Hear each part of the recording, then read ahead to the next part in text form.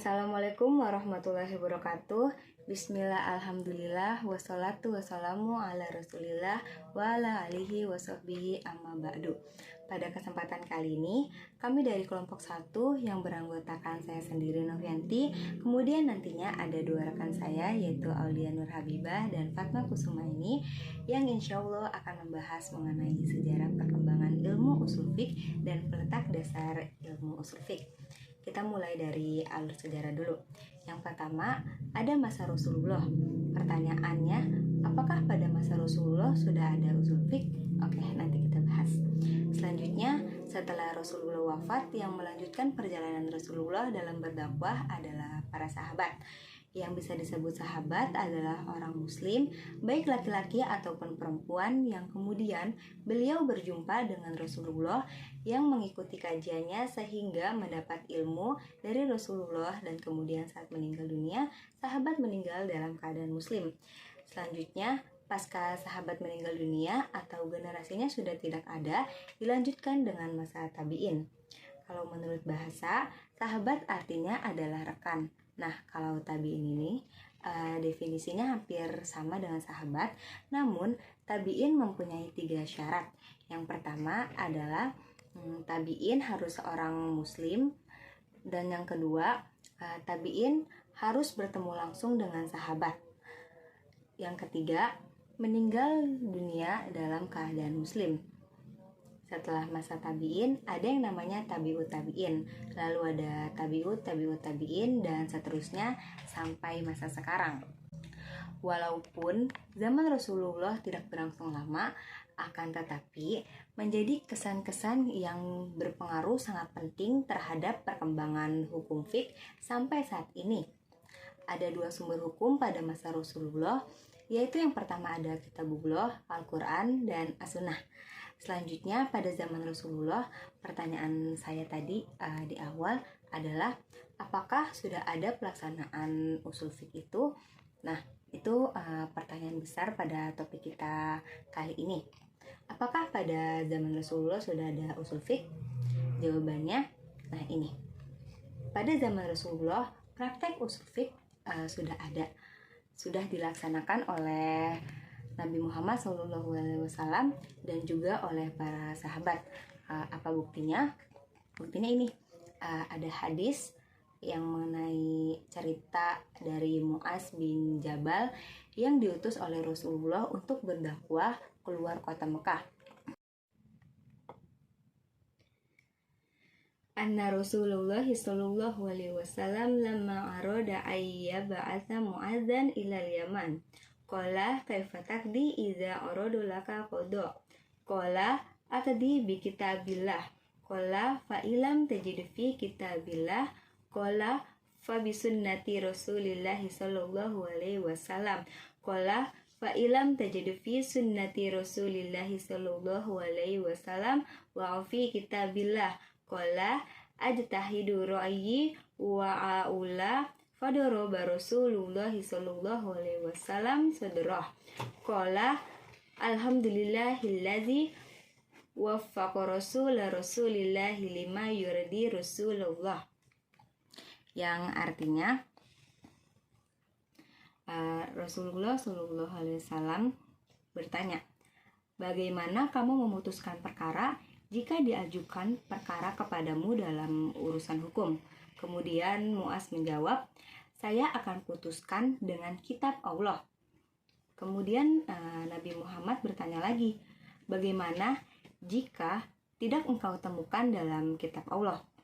Nah, sampai sini Rasulullah sudah memberikan arahan nih, sesuai dengan sifatnya ya, bahwa Al-Quran itu hukumnya sangat global atau tidak terperinci.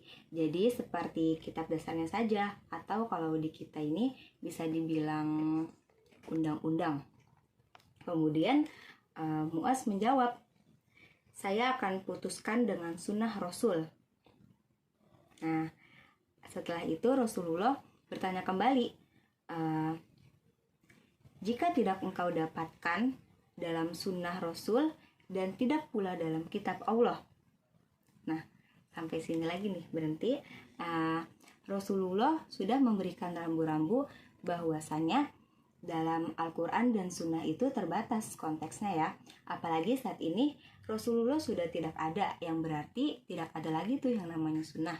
Nah, terus bagaimana? Sedangkan saat ini perkembangan zaman terus berlanjut. Kemudian Muaz menjawab, saya akan berijtihad dengan pemikiran saya dan saya tidak akan berlebih-lebihan. Nah, setelah Muaz menjawab ini, kemudian Rasulullah menepuk dadanya Muaz seraya berkata, segala puji bagi Allah yang telah menyamakan utusan dari utusan Allah sesuai dengan yang diridhoi Rasulullah. Selanjutnya akan dibacakan oleh teman saya, Aulia Nur Habibah. Dipersilahkan. Assalamualaikum warahmatullahi wabarakatuh. Perkenalkan, saya Aulia Nur Habibah. Di sini saya akan menjelaskan mengenai sejarah dan perkembangan usul fiqh pada masa sahabat dan pada masa tabi'in. Yang pertama, pada masa sahabat.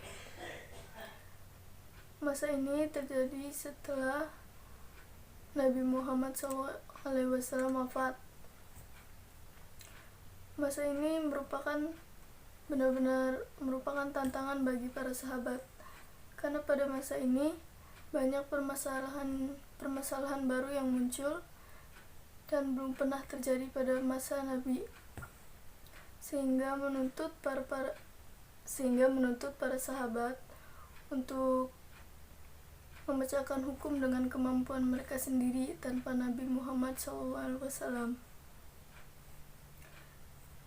Sebagian sahabat telah dikenal memiliki kelebihan atau hukum. Di antaranya Ali bin Abi Thalib, Umar bin Khattab, Abdullah ibnu Mas'ud, Abdullah ibnu Abbas, dan Abdullah bin Umar. Karir mereka berfatwa sebagian sudah dimulai sejak masa Rasulullah.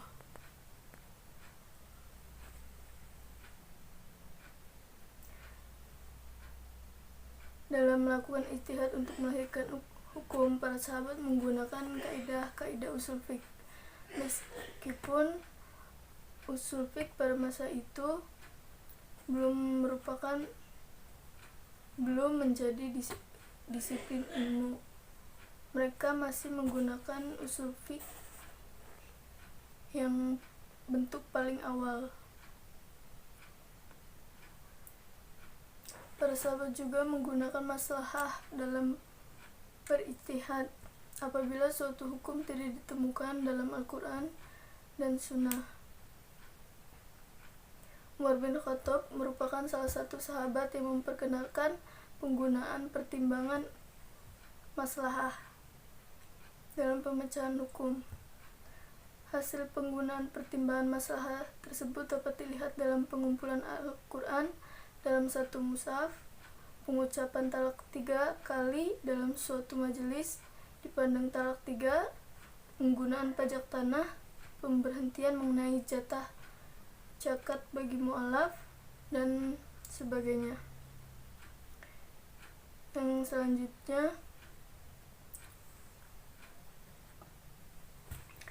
selanjutnya masa tabi'in dan para imam mujtahid.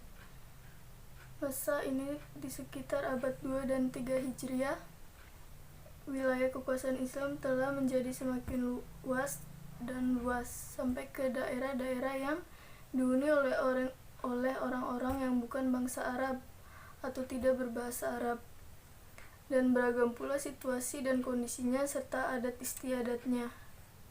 Disebabkan tambah meluasnya daerah Islam, sehingga banyak permasalahan baru yang muncul. Para tabi'in dalam melakukan ijtihad di berbagai daerah Islam di Madinah, di Irak, dan di Basrah.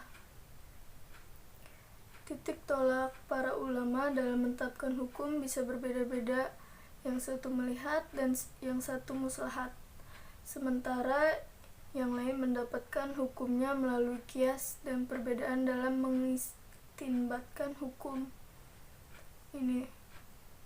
Akibatnya muncul 3 kelompok ulama, yaitu Madrasah Irak, Madrasah Al-Qobah yang lebih dikenal dengan sebutan Madrasah Al-Ra'yu, dan Madrasah Al-Madinah dikenal dengan Madrasah Al-Hadis.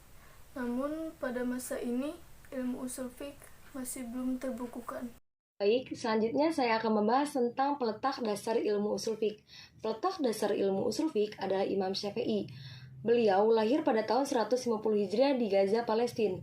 Di usianya yang sangat relatif muda, beliau sudah mengebrak panggung sejarah ilmu usul fiqh dengan mahakarya kitabnya, yaitu Kitab Ar-Risalah.